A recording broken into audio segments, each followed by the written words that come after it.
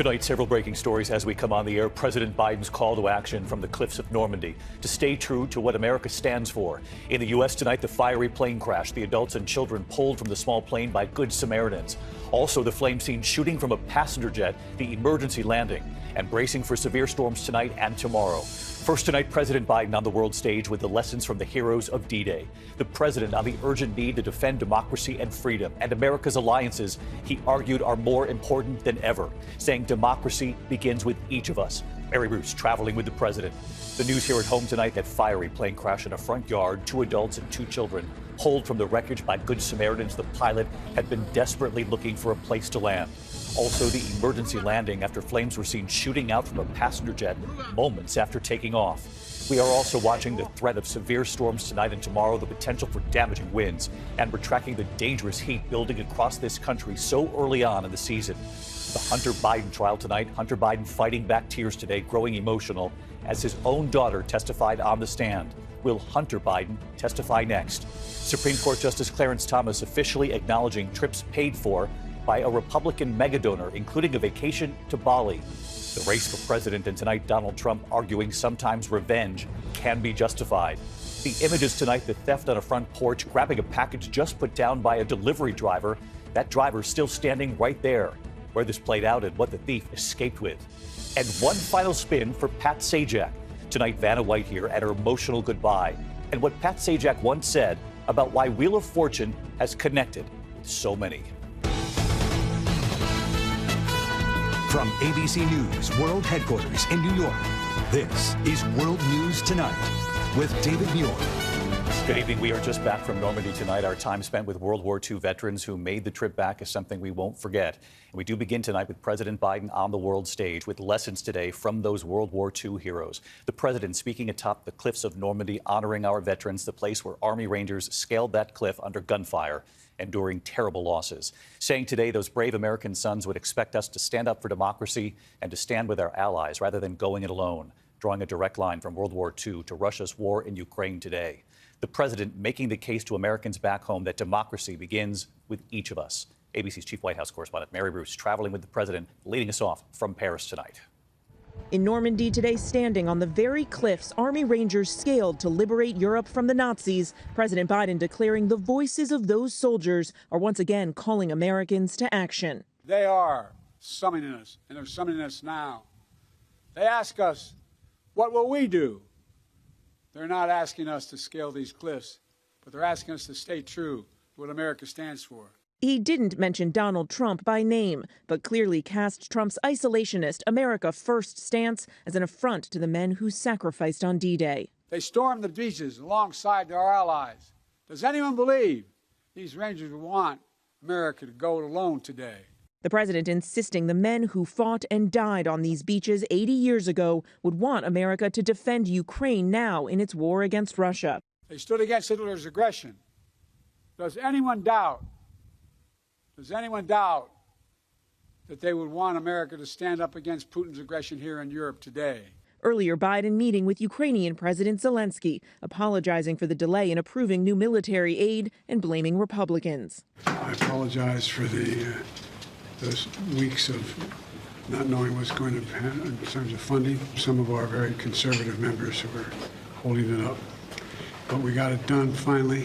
For Biden, the war in Ukraine, the path towards reestablishing the United States as the leader of the free world. My fellow Americans, I simply refuse to believe that America's greatness is a thing of the past.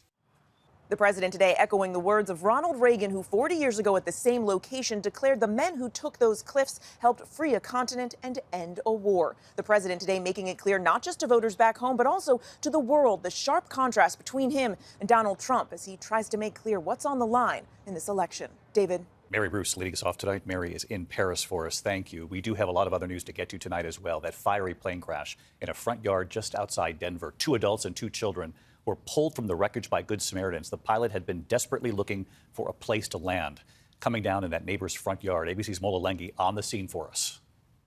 Tonight, smoking wreckage in a Denver suburb. 2 adults and 2 children rushed to the hospital after their plane crashed in a neighborhood front yard. We're going to have multiple patients here. Go ahead and bring us another medic unit. Neighbors scrambling to put out the flames in Arvada, Colorado, just after 9:30 this morning. There are a lot of good Samaritans around, either assisting those people out of the plane or assisting them away from the plane, because there was a large amount of fire after the crash. Eric Garcia was with his 2-year-old son when he saw the plane wobbling and gliding before it crashed. As soon as I arrived to the scene, I seen the bodies on the floor, unfortunately. Listen as the pilot of the Beechcraft single-engine plane tells the tower he's having engine trouble. I'm losing power quickly. I might have to put it down somewhere. Do you see anywhere that's safe for you to land?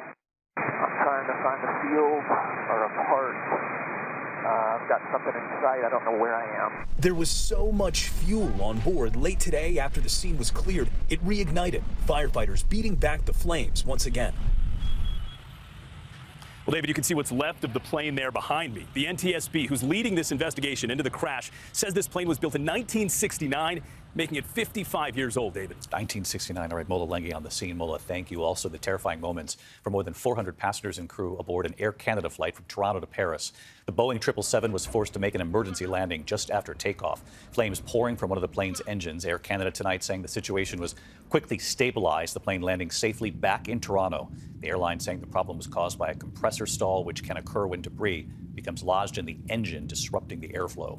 Tonight, we are watching the threat of severe storms this evening and tomorrow, the potential for damaging winds, and we're also tracking this dangerous heat building across the country so early in the season.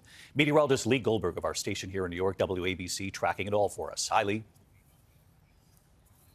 Hey, David, the East Coast stole the severe headlines yesterday, but the focus is right back on the plains tonight. Severe thunderstorms right now across parts of Nebraska and Kansas, and new severe thunderstorms. They just went severe across parts of New Mexico and into Oklahoma and Kansas. Winds up to 70 miles an hour, maybe even some golf ball size hail. The hot zone tonight could be from Omaha right down to Kansas City later tonight during that dangerous overnight time. Now, thankfully, over the weekend, the coverage of severe weather is not as great, but still have to watch out from eastern Colorado into parts of Kansas, even Oklahoma as well. These are ridge riders. They are riding the hot dome of high pressure over the southwest. Record warmth there. It will still be triple digits over the weekend, just shy of record warmth. Still record warmth across Florida. The only comfort right here in the Northeast. David? Lee Goldberg from WABC. Lee, thank you. We turn tonight to the Hunter Biden trial. Hunter Biden fighting back tears today, growing emotional as his own daughter testified on the stand. The defense now saying they are down to that last decision, whether to put Hunter Biden on the stand himself. Here's Terry Moran. For Hunter Biden, it was a day of deeply personal, anguishing testimony in his federal trial on gun charges. His daughter Naomi was called to the witness stand by the defense to help challenge the government's charges that her father lied about his drug use on a federal form when he bought a gun in 2018. As Naomi testified in a subdued voice, her father appeared to be fighting back tears watching her. Now a 30-year-old lawyer, Naomi told jurors that when she saw her father while he was in rehab in California in August 2018, a few weeks before he purchased the gun, he seemed like the clearest that I had seen him since my uncle died, referring to Beau Biden, who died in 2015. And when she saw him a week after he bought the gun, her dad seemed great. He seemed hopeful. That bolsters the defense case that when he bought the gun, Hunter Biden was not abusing drugs. But a starkly different picture emerged on cross-examination as prosecutor Leo Wise confronted Naomi Biden with desperate text messages she sent her dad just 6 days after he bought that gun. "I'm really sorry, Dad. I can't take this.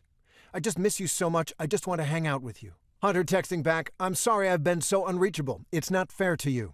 As Naomi left the stand, she and her father embraced. Sitting in the courtroom, the First Lady, who flew back from Normandy overnight to be at the trial, where she's been nearly every day. And in France, President Biden telling David in an exclusive interview that he will not pardon his son. I know that you cannot speak about an ongoing federal prosecution, but let me ask you, will you accept the jury's outcome, their verdict, no matter what it is? Yes. And have you ruled out a pardon for your son? Yes. This case is moving swiftly towards a conclusion. Hunter Biden's lawyers telling the judge that this case, quote, is down to that last decision, whether Hunter Biden himself will take the witness stand, given the facts, a risky move. Either way, this case should go to the jury early next week. David? Terry Moran, who is